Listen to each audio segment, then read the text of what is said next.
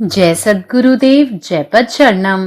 मेरे सद्गुरु की वाणी परम संत महात्मा यशपाल जी महाराज का प्रवृत्ति में निवृत्ति गृहस्थ धर्म के लिए श्रीमद् भगवद गीता का गीता सुधा भाष्य 10वां अध्याय विभूति Yoga. Vibhuti Yoga, glory and power of the almighty God. हे सद्गुरुदेव, आप ही ब्रह्म ज्ञान का स्पष्ट बोध कराने में समर्थ हैं। विद्या रूपी कमल का विकास आप ही हैं। संसार रूपी अंधकार का नाश करने वाले सूर्य आप ही हैं। आपकी सामर्थ्य अनंत है। आप समस्त संसार का पालन करने वाले और शुभ कल्याण रूपी रत्नों का संग्रह हैं। वेद के ज्ञान रस के सागर हैं और समस्त संसार को मंथन करने वाला जो काम विकार है, उस काम विकार का मंथन करने वाले आप हैं। आप आत्म साक्षात्कार कराने में सर्वसमर्थ एवं सर्वाधिकारी हैं। आराधना करने योग्य देवता आप ही हैं। इसलिए मैं आपकी चरण रज को मस्तक पर लगा नमस्कार करता हूँ। जो समस्त विद्या में श्रेष्ठ है, जिसमें समस्त शास्त्रों का मेल होता है और जिसमें समस्त शास्त्रों के मूल तत्व निहित हैं, उन आपने ही मेरी रूखी लेखनी को विवेक की कल्पलता बना दिया है। मेरी जो बुद्धि बिल्कुल देह भावमयी थी, उसे आपने ही ब्रह्मानंद के भंडार की कोठरी बना दिया है। मेरा मन गीतार्थ रूपी समुद्र में आनंद से गोते लगा रहा है। श्री गुरुदेव के सभी कृत्य ऐसे ही अलौकिक हैं। फिर भला उनकी निःसीम कृतियों का वर्णन मुझसे कैसे हो सकता है? तो भी दास ने यहाँ उनकी कुछ कृतियों का वर्णन करने का साहस किया है और इसके लिए भी सद्गुरुदेव मुझे क्षमा करें। आपके कृपा प्रसाद से दास ने श्रीमद् भगवद गीता के पहले खंड की टीका बड़े उत्साह से की है। पाठक गण स्वयं अनुभव करेंगे कि 9वें अध्याय का महात्म्य शब्दों के द्वारा बतलाया ही नहीं जा सकता। यह केवल सद्गुरुदेव की ही सामर्थ्य का फल है कि दास उसका विवेचन कर सका।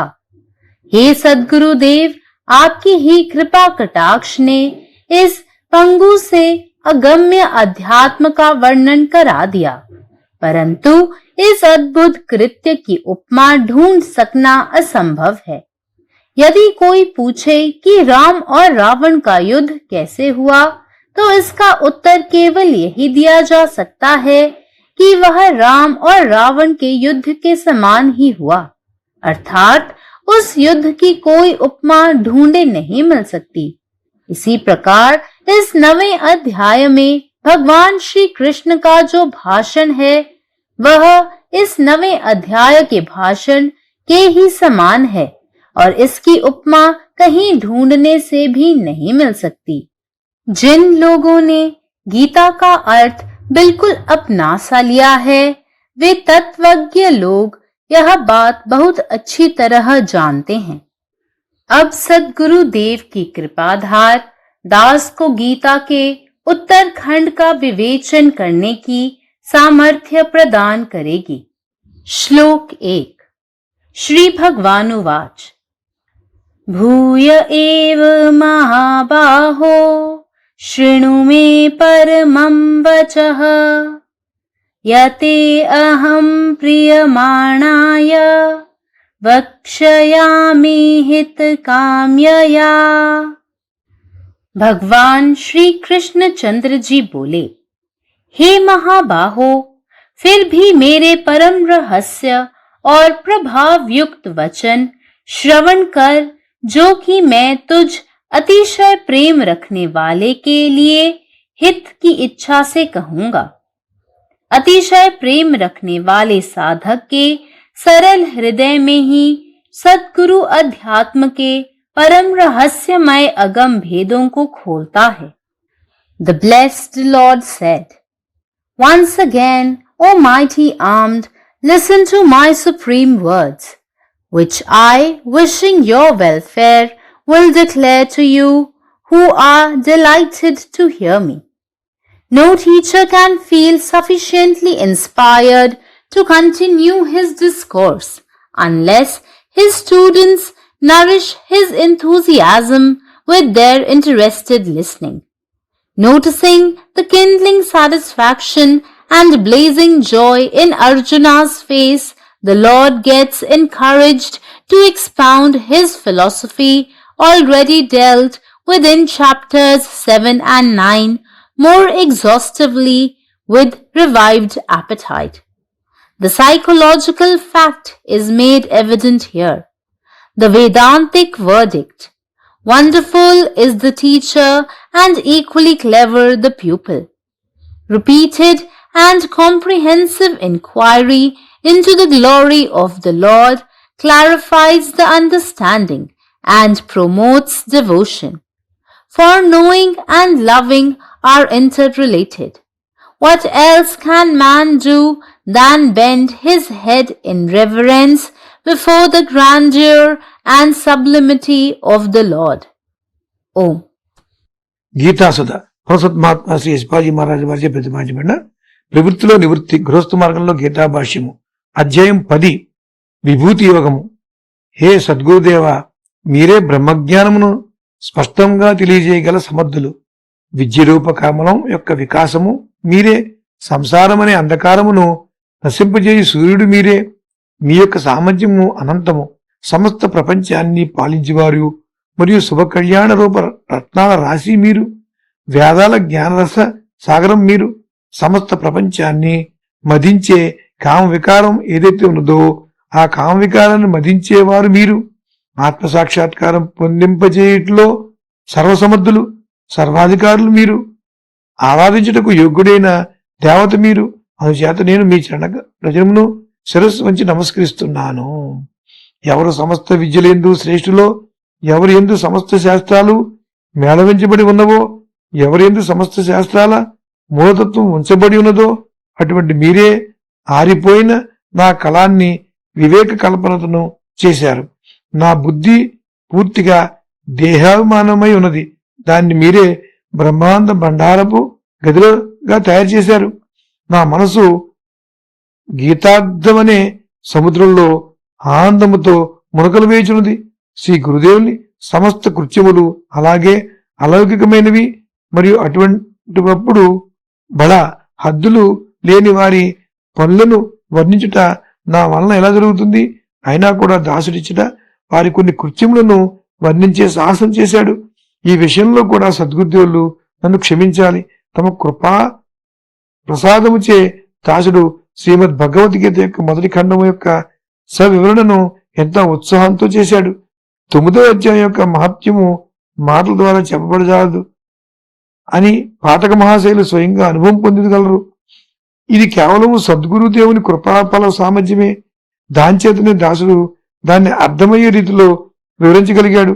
హే సద్గురుదేవ, తమ యొక్క కృపా కటాక్షముచే ఈ అవిటివాడితో అగమ్య ఆధ్యాత్మికతను వర్ణింపచేశారు. అయితే ఈ అద్భుత కృత్యమునకు పోలికలు వెతుకుట అసంభవము.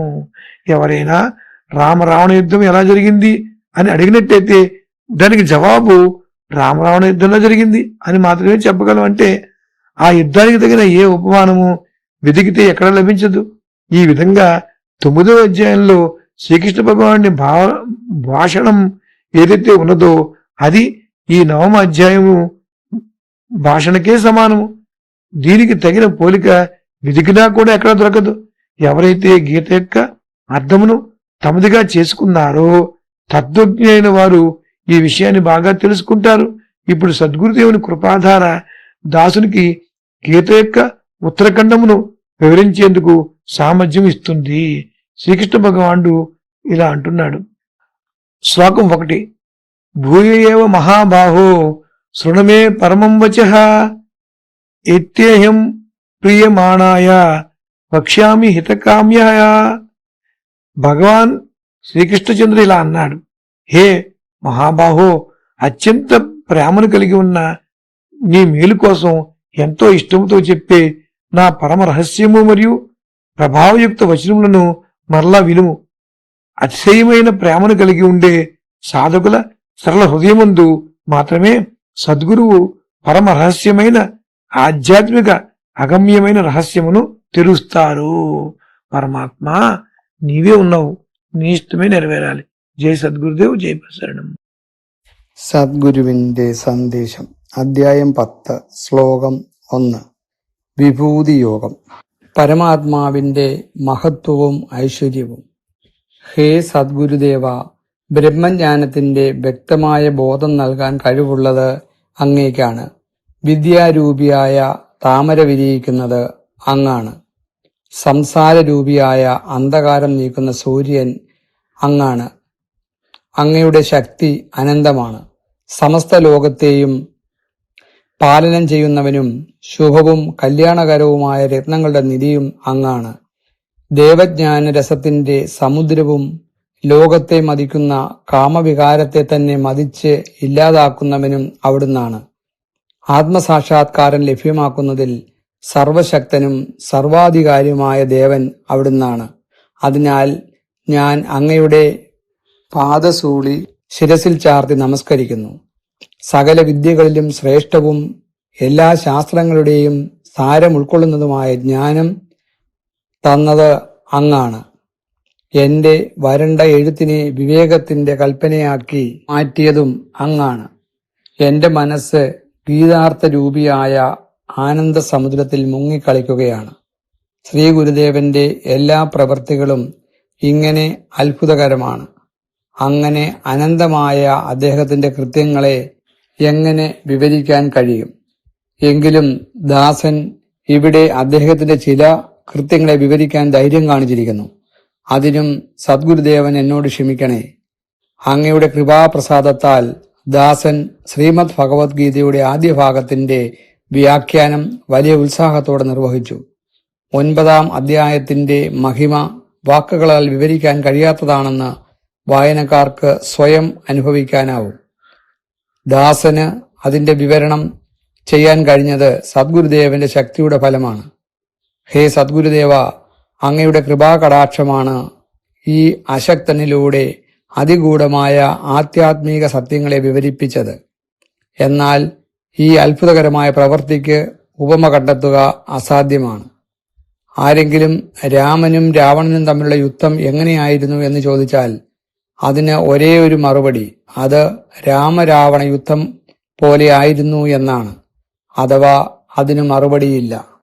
അതുപോലെ തന്നെ 9-ാം അധ്യായത്തിൽ ഭഗവാൻ നൽകിയ ഉപദേശം, ഈ 9-ാം ഗീതയുടെ യഥാർത്ഥ അർത്ഥം ഹൃദയത്തിൽ ഉൾക്കൊണ്ട തത്വജ്ഞാനികൾക്ക് ഇത് നന്നായി അറിയാം. ഇപ്പോൾ സദ്ഗുരുദേവന്റെ കൃപാധാര ദാസന് ഗീതയുടെ ഉത്തരഭാഗമായ വിഭൂതി യോഗത്തെ വിവരണം ചെയ്യാനുള്ള ശക്തി നൽകുന്നു. ഭഗവാൻ പറയുന്നു, ഭൂയസേവ മഹാബാഹോ ശൃണുമേ പരമം വചഃ യത്തേഹം പ്രീയമാണായ വക്ഷ്യാമി ഹിതകാമ്യയാ. ഹേ മഹാബാഹുവായ അർജുന, വീണ്ടും എന്റെ പരമഗൂഢവും മഹത്വപൂർണമായ വചനങ്ങൾ കേൾക്കുക. നീ എന്നോട് അത്യന്തം സ്നേഹമുള്ളവനായതിനാൽ നിന്റെ ഹിതം ആഗ്രഹിച്ച് ഞാനിവ നിന്നോട് പറയും.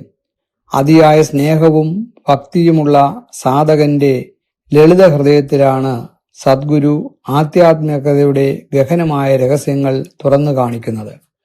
പരമാത്മാവ് നീ തന്നെ, നിന്റെ ഇഷ്ടം പൂർണ്ണമാകട്ടെ. ജയ് സദ്ഗുരുദേവ്, ജയ് പദശരണം. जय गुरुदेव, जय पदशरण. अध्याय 10, श्लोक 1. विभूती योग.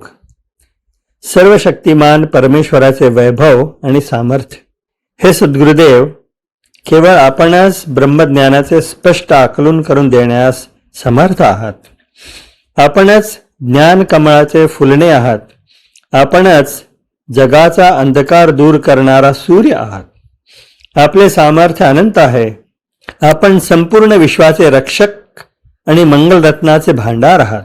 आपण ज्ञानसागर आणि वेदांचे अमृत आहात आणि संपूर्ण विश्वाला मंथन करणाऱ्या काममंथनाचे मंथन करणारे आहात. आपण सर्व शक्तिमान आणि आत्मसाक्षात्कार देण्यास सर्व समर्थ आहात. आपणच पूजनीय देवता आहात, म्हणून मी आपल्या चरणांची धूळ माझ्या कपाळावर ठेवून आपल्याला वंदन करतो. हे ज्ञानात श्रेष्ठ, सर्व शास्त्रांना एकत्र करणारे आणि सर्व शास्त्रांची मूल तत्वे धारण करणारे तुम्ही माझ्या कोरड्या लेखणीला ज्ञानाच्या रूपात रूपांतरित केलेले आहे. शारीरिक भावनांमध्ये पूर्णपणे मग्न असलेल्या माझ्या बुद्धीला तुम्ही दिव्य आनंद सागराच्या भांडारात रूपांतरित केलेले आहे.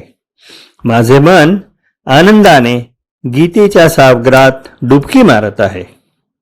श्री गुरुदेवांची सर्व कर्मे सारखीच अलौकिक आहेत. मी त्यांच्या असीम कारण्याचे वर्णन कसे करू शकेन? तरीही दास यांनी त्यांच्या काही कार्याचे वर्णन करण्याचे धाडस केलेले आहे आणि यासाठीही सद्गुरुदेव कृपया मला क्षमा करा.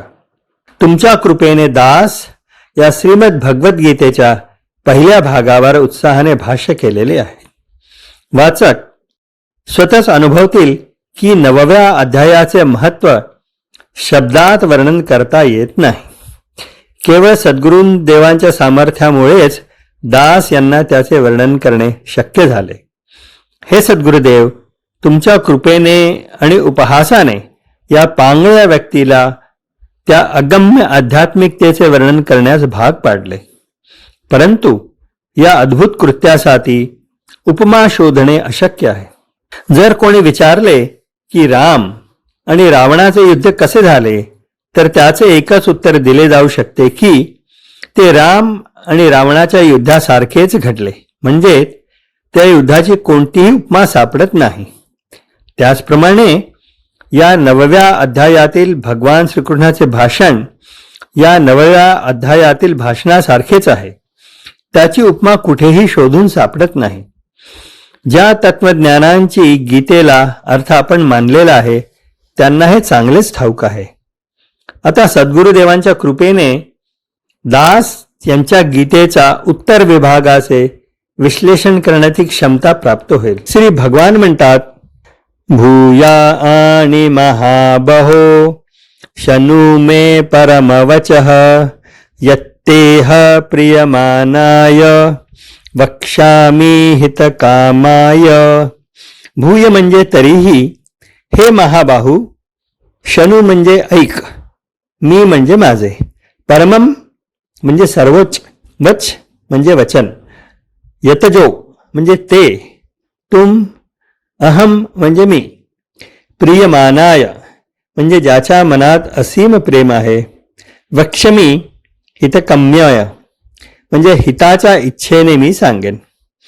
भगवान श्रीकृष्ण म्हणतात, हे महाबाहू, तरीही माझे अत्यंत गुप्त आणि सामर्थ्यशाली शब्द ऐक, जे मी तुझ्या हिताच्या हेतूने सांगेन, कारण तू माझ्यावर खूप प्रेम करतोस.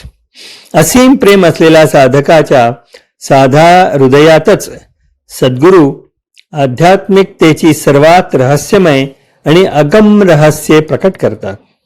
भगवान म्हणाले, पुन्हा एकदा, हे महाबाहू, माझे ते सर्वोच्च शब्द ऐक, जे मी तुझ्या कल्याणाची इच्छा बाळगून तुला सांगणार आहे, जे मला ऐकून मन आनंदित होत. जोपर्यंत विद्यार्थी आपल्या उत्सुकतेने केलेल्या श्रवणाने शिक्षकाच्या उत्साहाचे पोषण करत नाहीत, तोपर्यंत कोणताही शिक्षक आपले प्रवचन किंवा ज्ञान पुढे चालू ठेवण्यास पुरेसा प्रेरित होऊ शकत नाही. अर्जुनाच्या चेहऱ्यावर प्रज्वलित होणारे समाधान आणि प्रज्वलित होणारा आनंद पाहून भगवंतांना 7व्या आणि 9व्या अध्यायात आधीच वर्णन केलेले आपले तत्वज्ञान अधिक सविस्तरपणे आणि नव्या उत्साहाने मांडण्यास प्रोत्साहन मिळते. हे मानसशास्त्रीय सायकोलॉजी सत्य इथे स्पष्ट होते. वेदांताचा निर्णय, शिक्षक अद्भुत आहे आणि शिष्यही तितकाच हुशार आहे. भगवंताच्या महिमाविषयी वारंवार आणि सखोल जिज्ञासा केल्याने बुद्धी स्पष्ट होते आणि भक्ती वाढते. कारण जाणणे आणि प्रेम करणे हे परस्पर संबंधित आहे.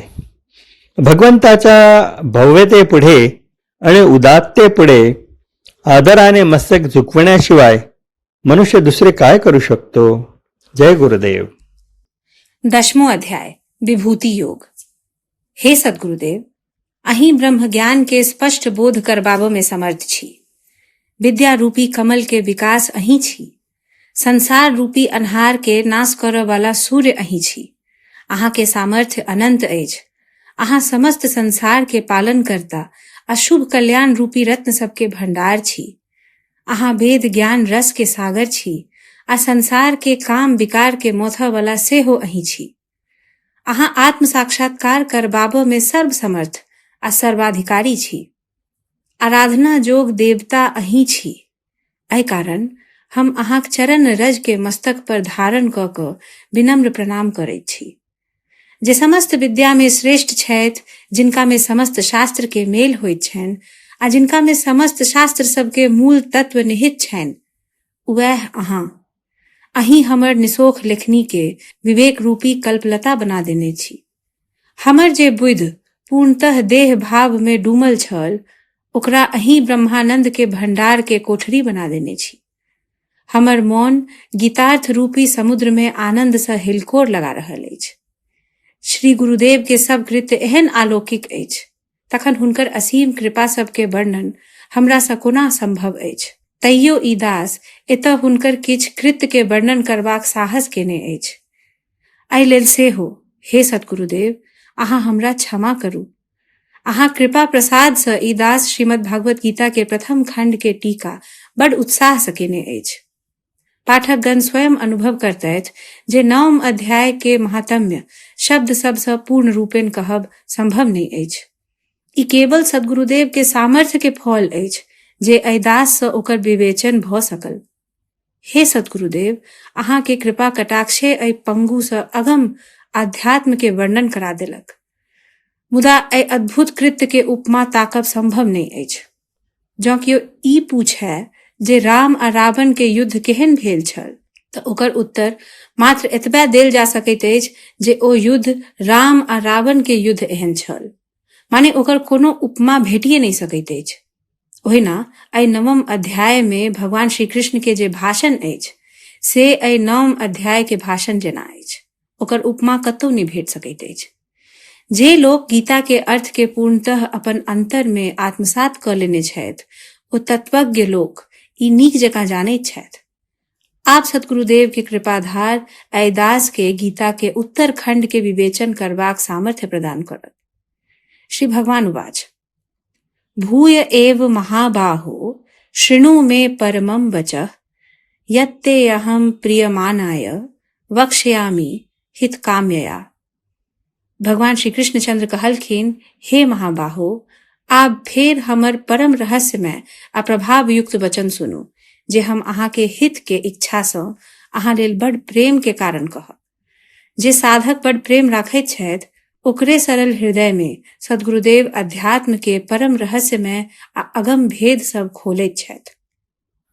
अखिल भारतीय संत मत सत्संग, पंजीकृत दिल्ली, मुख्यालय B20 CC colony, Rana Pratap Bagh के सामने, दिल्ली. सत्संग आश्रम संत यश रूप तपोभूमि परिसर, अनंगपुर, जिला फरीदाबाद, हरियाणा. हमारे साथ जुड़ने और राष्ट्रीय व अंतर्राष्ट्रीय सत्संग कार्यक्रमों की विस्तृत जानकारी पाने के लिए दिए गए QR कोड को स्कैन करें. धन्यवाद.